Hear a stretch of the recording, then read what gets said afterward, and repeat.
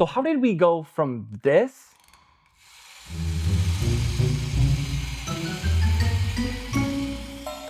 to this?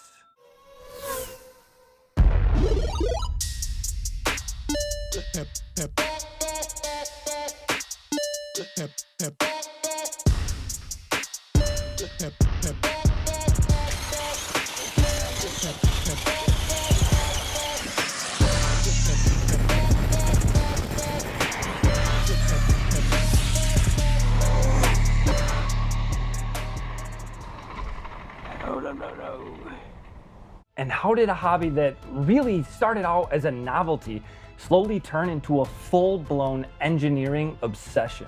Today, you can literally walk into an RC shop and buy a car right off the shelf that can absolutely rip anywhere between like 40 and 120 miles an hour, straight out of the box.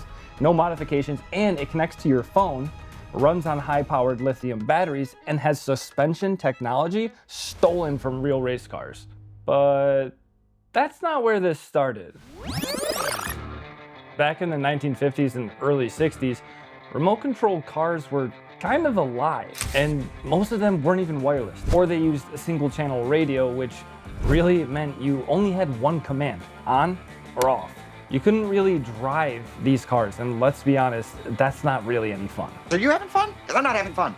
Back in the early days, RC cars weren't about precision, and they definitely weren't about performance. And then Japan entered the chat. So in 1976, a Japanese company called Tamiya released something that completely changed everything: the Porsche 934 Turbo. But this RC car wasn't ready to drive as soon as you anxiously ripped into that box. It was a kit. You built it, you understood it, and you fixed it when it broke. And that really matters, I think, and here's why. It scaled realism, right? These looked like real cars. They had replaceable parts, upgradable components, and then all of a sudden, RC cars split into two worlds: toy grade and hobby grade. But the hobby grade RC cars, they had something else cooking up in the background. But what was it? So quick story about how I decided to make this video. So I have two kids, Grayson and Gia. Grayson got an RC car for Christmas, and he loves the movie Cars. Great franchise.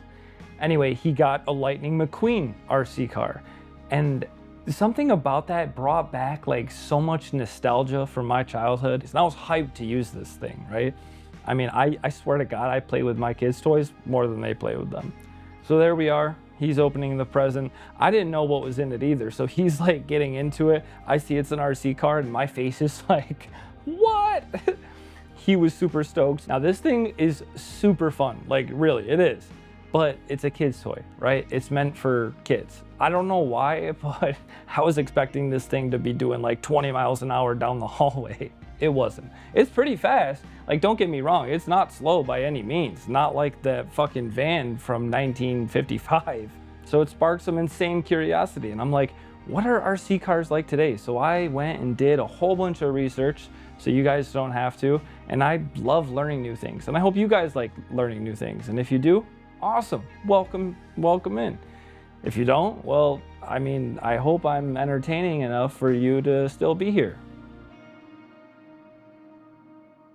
You still here? All right, let's get back to the video. And then one day someone asked a dangerous question, right? What if we took these things off-roads? Where we're going, we don't need roads.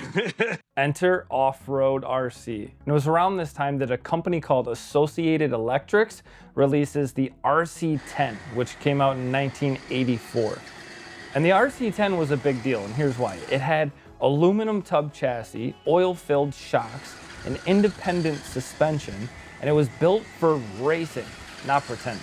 But seriously, you know, these toys started looking a lot less like toys and honestly like mini race cars. And then once racing entered the picture, it changed everything. Behind the scenes, manufacturers weren't just building cars anymore. They were fiercely competing to out-engineer each other. But there was one thing holding back every single RC car out there. Batteries were the true bottleneck of RC car performance because for decades, RC performance was limited by these batteries. These batteries were heavy as fuck and had a super short life. And then came lithium polymer, and this changed the game completely. So what did this mean for RC cars? 1, cars instantly got lighter. 2, weight could now be redistributed lower in the chassis. Slipper clutches were improved to absorb shock, and then next came an improvement to the motors, and I don't think anyone was ready for the performance increase that was right around the corner. So around the mid to late 2000s, brushless motors hit RC cars like a cheat code. Overnight, speed ceilings pretty much vanished. People were just ripping, maintenance dropped, and the old rules simply stopped applying. And now, just like that, RC cars were now faster than they ever had any fucking business being. They're fast as fuck. But there was still one last thing that was gonna change the way RC cars would behave, and I think it might be the most important one of all. For decades, RC cars had to deal with a little thing called interference. Someone else turned on their transmitter near you? Congrats. Your car now belongs to them. It's mine now, like your girlfriend. Well, kind of. You wouldn't have a really good connection, you know, and you could be trying to move and it wouldn't be working, or somebody else's movement on their joystick could nudge your car in one way or the other. But then came the introduction of 2.4 gigahertz radios, and that changed a lot.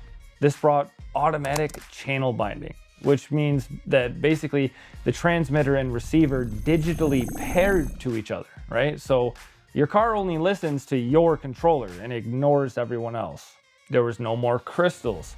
Crystals are essential electronic components that pretty much determine the specific radio frequency or channel on which the transmitter and receiver communicated.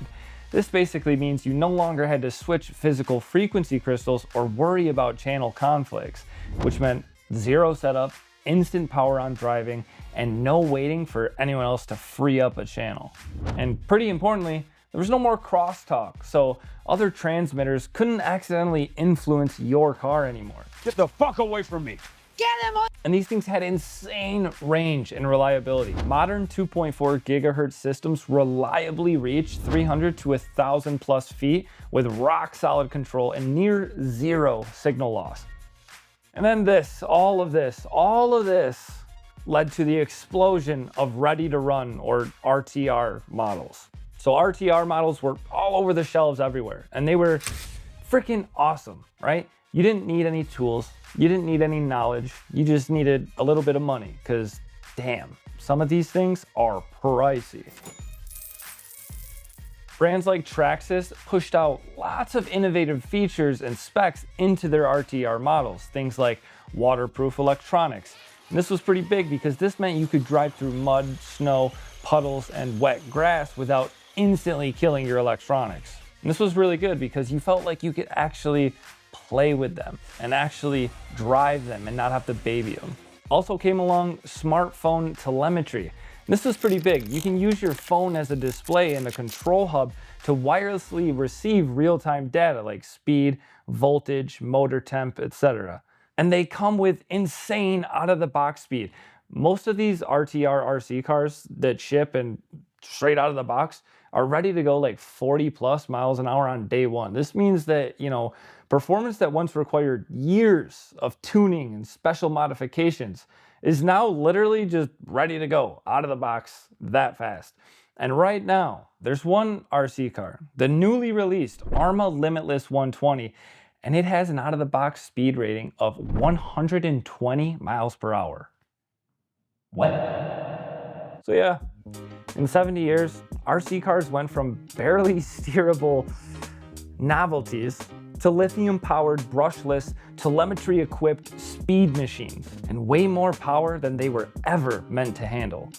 If you guys enjoyed learning some new things and had a good time watching this video and you want to see what my slightly unhinged, ADHD-powered brain hyperfixates on next, hit that subscribe button, and I'll see you in the next one.